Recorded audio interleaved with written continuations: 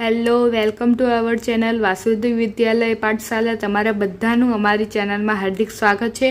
તો અહીં આપણે 9મા ધોરણનું મેથ્સ શીખવીએ છીએ અને તેમાં આપણે ચેપ્ટર નંબર 1 શીખવીએ છીએ. એમાં આજે આપણે સ્વાધ્યાય નંબર 1.2 જોઈશું. આ લેક્ચર નંબર 4 છે. જો તમે લેક્ચર નંબર 1, 2, 3 ન જોયા હોય તો ચેનલ ઉપર જઈને ખાસ જોઈ લેજો. તો અહીં આપણે સ્વાધ્યાય 1.2ની શરૂઆત કરીએ. તેમાં પહેલો ક્વેશ્ચન છે કે નીચેના વિધાનો સત્ય છે કે અસત્ય, કારણ સહિત ઉત્તર આપો.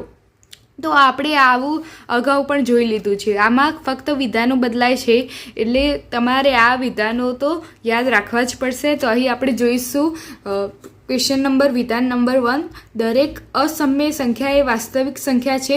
તો આપણે જાણીએ છીએ કે વાસ્તવિક સંખ્યામાં સમય સંખ્યા અને અસમય સંખ્યા બંનેનો સમાવેશ થાય છે. તો આ વિધાન સત્ય જ છે, કારણ કે અસમય સંખ્યા બધી અસમય સંખ્યા એ વાસ્તવિક સંખ્યા છે જ. પણ જો વિધાન એવું હોય કે દરેક વાસ્તવિક સંખ્યા એ અસમય સંખ્યા છે, તો આ વિધાન ખોટું આવે, કારણ કે સમય સંખ્યા એ અસમય સંખ્યા નથી. તો અહીં લખીએ આપણે,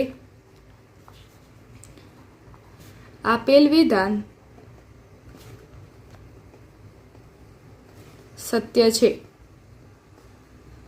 કારણ કે વાસ્તવિક સંખ્યાના સમૂહમાં દરેક સમય સંખ્યા અને અસમય સંખ્યા નો સમાવેશ થાય છે.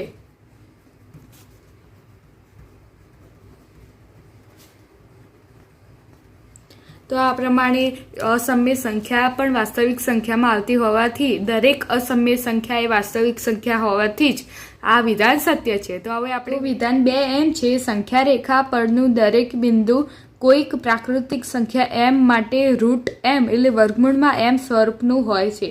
તો આપેલ વિધાન અસત્ય છે,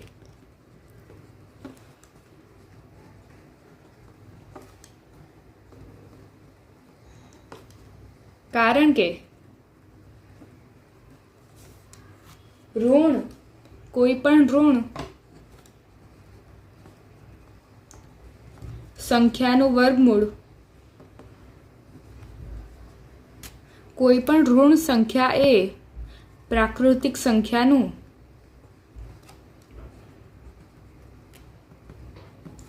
વર્ગમૂળ નથી હોતું. આપેલ વિધાન અસત્ય છે, કારણ કે કોઈ પણ ઋણ સંખ્યા એ પ્રાકૃતિક સંખ્યાનું વર્ગમૂળ ન હોય, કારણ કે વર્ગમૂળની અંદર ઋણ સંખ્યા ન આવી શકે. ઓકે, હવે આપણે વિધાન નંબર 3 જોઈએ. અહીં વિધાન નંબર 3 એમ છે કે દરેક વાસ્તવિક સંખ્યા એ અસમય સંખ્યા છે.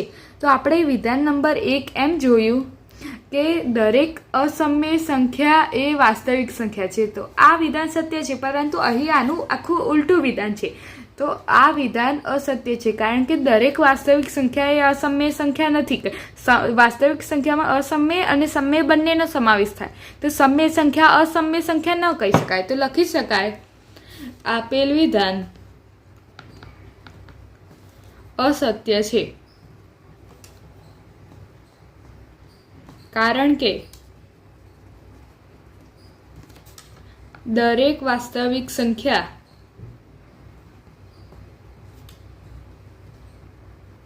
ઉદાહરણ તરીકે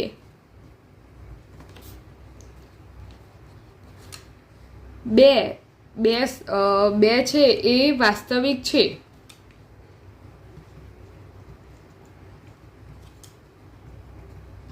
વાસ્તવિક સંખ્યા છે, પરંતુ અસમય સંખ્યા નથી.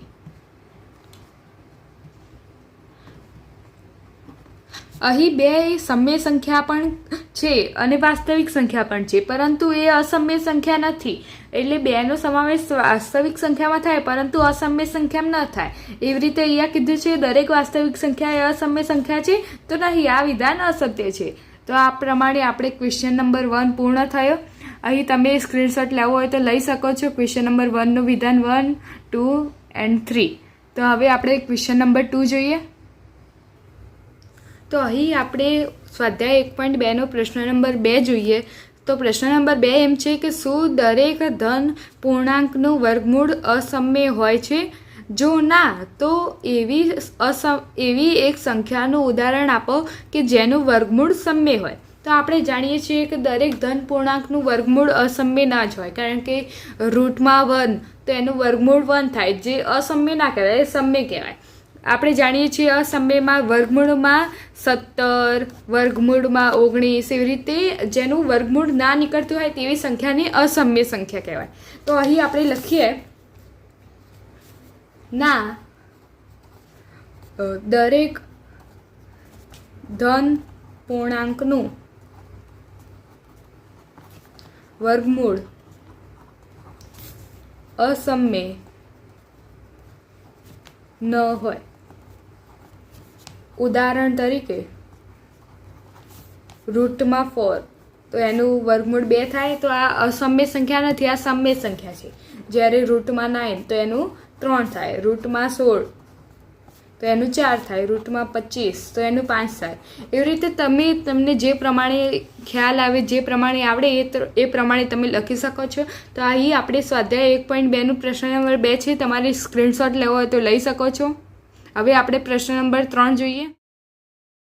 તો અહીં આપણે હવે સ્વાધ્યાય 1.2નો પ્રશ્ન નંબર 3 જોઈએ. તો પ્રશ્ન નંબર 3 એમ છે કે વર્ગમૂળમાં 5ને સંખ્યા રેખા ઉપર દર્શાવો. તો હવે તો આપણને આવડશે.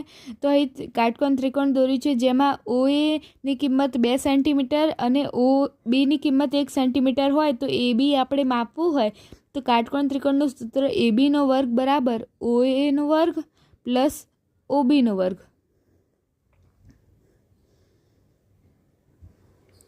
તો હવે આપણે OA 2 સેન્ટીમીટર છે તો 2નો વર્ગ અને OB 1 સેન્ટીમીટર છે તો 1નો વર્ગ, એટલે કુલ મળીને ટોટલ 5 થાય. હવે વર્ગમૂળ AB એ વર્ગમૂળમાં 5 થાય, તો આ પ્રમાણે વર્ગમૂળમાં 5 મેળવી શકીએ. તો આપણે સૌથી પહેલાં સંખ્યા રેખા દોરી દઈશું.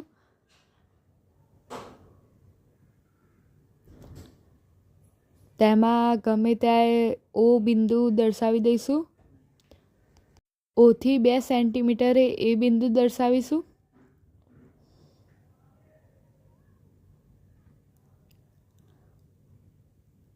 એથી સીધું લંબ 1 સેન્ટીમીટર આપણે B બિંદુ દર્શાવીશું.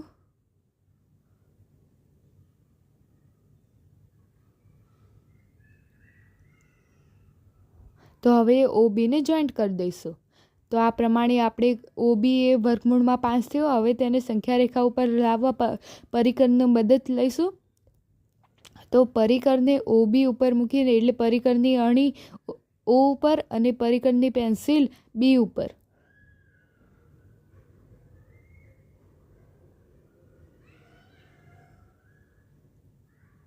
આ પ્રમાણે એટલું OB જેટલું માપ લઈને આપણે ચાપ દોરીશું. તો અહીં ચાપ જે સંખ્યા રેખા ઉપર જે બિંદુએ છેદે ત્યાં આપણે C નામ આપી દઈશું. અહીં O થી C સુધીનું અંતર રૂટમાં 5 થશે. તો આ પ્રમાણે આપણે વર્ગમૂળમાં 5ને સંખ્યા રેખા ઉપર દોરી. તો આ પ્રમાણે તમે સ્વાધ્યાય 1.2નો પ્રશ્ન નંબર 3 જોઈ શકો છો. તો પ્લીઝ અમારી ચેનલને લાઇક કરજો, અને વિડીયો ગમ્યા હોય તો લાઇક કરજો, શેર કરજો, સબસ્ક્રાઈબ કરજો.